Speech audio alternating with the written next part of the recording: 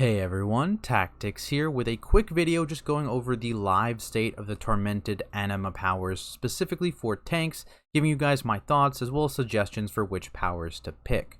If you want to learn more about the affix itself or see some simple routes for Season 2, I have videos on both over on my channel or linked in the description below, so feel free to check those out. With that said, let's go straight into the Anima powers, and I'll just go through each of the mini bosses here, and I'll start with Incinerator Arkolath.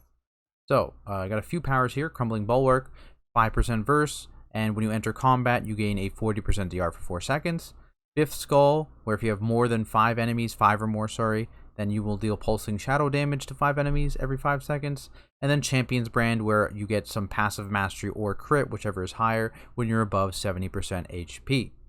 Starting with Crumbling Bulwark, this is the general strength power here. Very, very good in all situations. A little bit of damage, a little bit of defensive ability from the versatility, and then for pulls where you're just getting right in there, you're not pulling from range or anything, you get a little bit of DR right at the beginning of combat.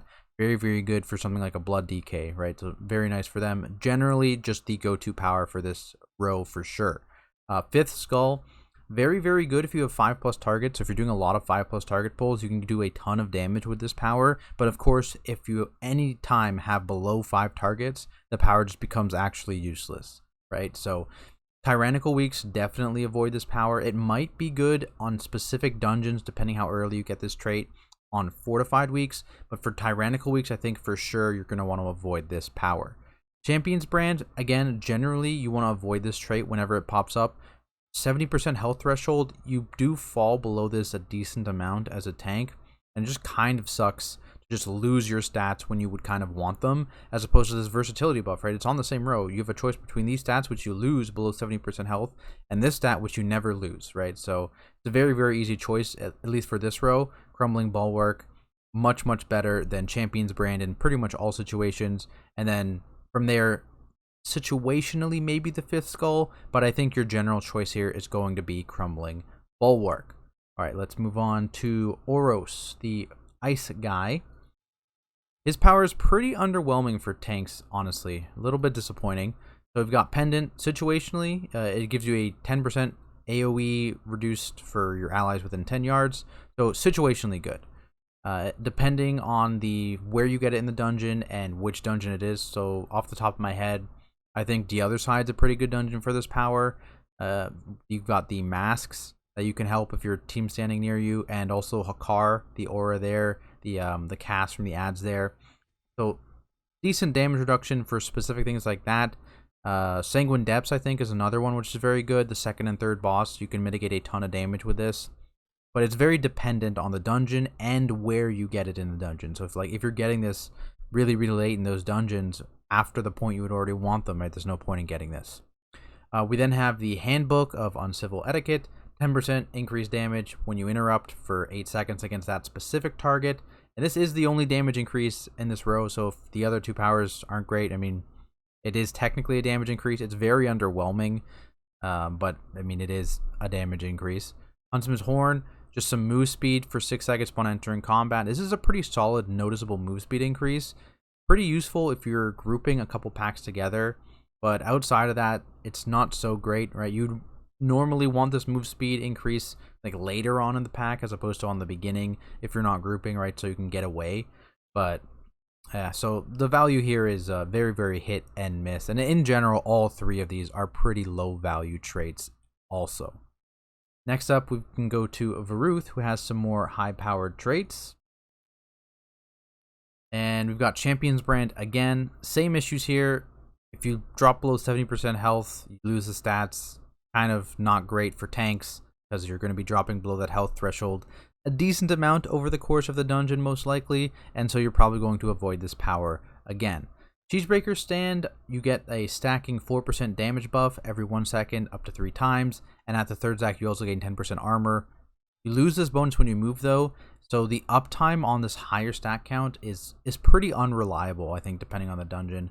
Tanks often are moving quite a bit. It's not even depending on the dungeon. It's depending on the pull, right? Because depending on the pull, you might need to move a ton. If there's a frontal cleave you can walk out of, whatever it is, right? So there's sanguine puddles or any other things you need to move away from, right?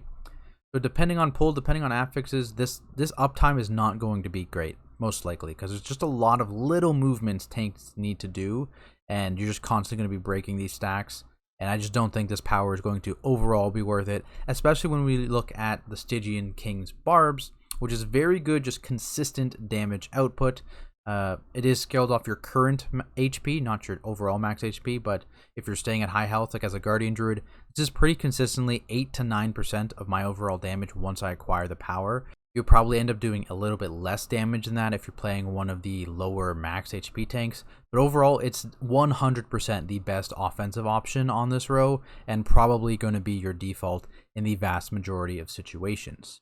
All right, we've got one more guy left, Soggodon. Open him up. Alright, so, Broken Mirror. I recommend not getting baited by this power too hard.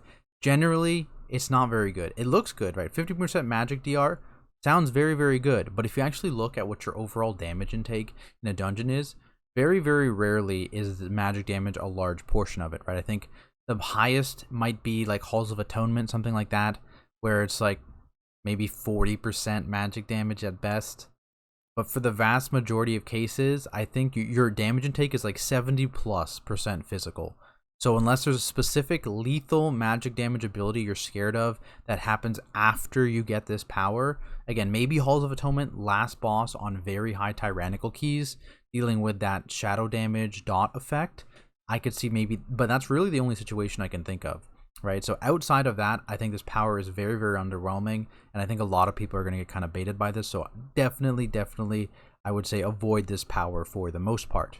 We then have the Stone Ward, another iteration of the Pride As power back from Legion, and this is just a fantastic generalist power. Shield works on all forms of damage, right, unlike the Broken Mirror, only magic.